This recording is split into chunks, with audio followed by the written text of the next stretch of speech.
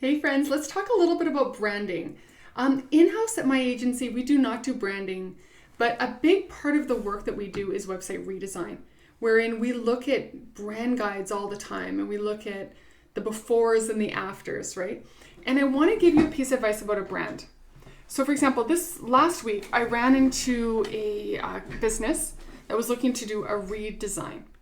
And they were a professional services company, but the name of their business had the word like lab in it. And their professional service was about helping people kind of in a trauma situation. And it was the name of their company. It was like business name plus lab. I'm not gonna obviously throw the client under the bus, right? And I asked the client, I said, how did you come up with that name? Like, why would you think that your ideal client would want to be associated with something where they were part of being in a lab? Like, this is not an AI company. This is not a science experiment. This is not like running rats through a maze. This is not CSI. Like, these are people who have been through trauma and are looking for your service.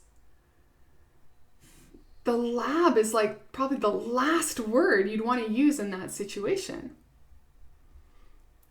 And you got to think, right? You got to think, okay, like, does your brand name, brand messaging connect with the outcome your client, your target market is trying to achieve? So if I'm a trauma survivor and I'm online looking for support for this, and I see a business that says something lab in it, immediately that creates a sensation of, oh my God, I'm going to be an experiment in this lab. Oh my God, like they don't know what they're doing. They're trying it out. Oh my God, are they going to give me drugs? Are they going to put electrodes on my head? Oh my God, am I going to be in a lab? What are they going to do? And like you immediately have this association, or maybe not everybody, but most people would have this association with the word lab. And if you're an AI company, lab is fine. If you are a lab is fine. If you're like a DNA company, a lab is fine. Think about your user. How would that word affect your user? In this particular case, it's going to be a humongous turnoff. And then in the other word that they used as well, it was talking about a virtue, like a virtue of something helping them achieve a certain thing. The virtue word was also not the kind of thing that anyone would be looking to be. Like in their mind it is, but in the user's mind, it's way off base.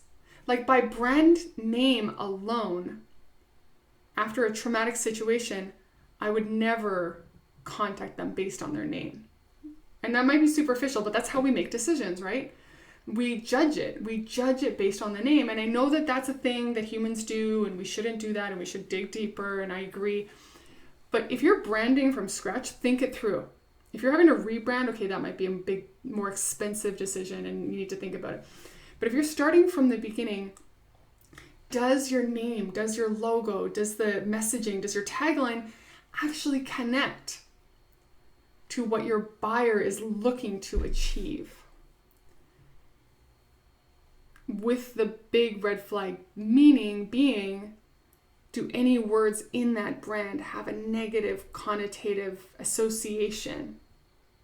And if yes, in that context, if it's wrong for that context, don't use it. Pick something that's more on point, right?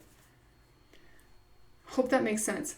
So I just want to ask you, have you ever come across a brand and you liked what they did, but because of their name, you were wary. You were like, oh, I'm not sure. Like you were wary and you were unsure, and immediately your guards went up and your trust went down based on the brand name and tagline alone.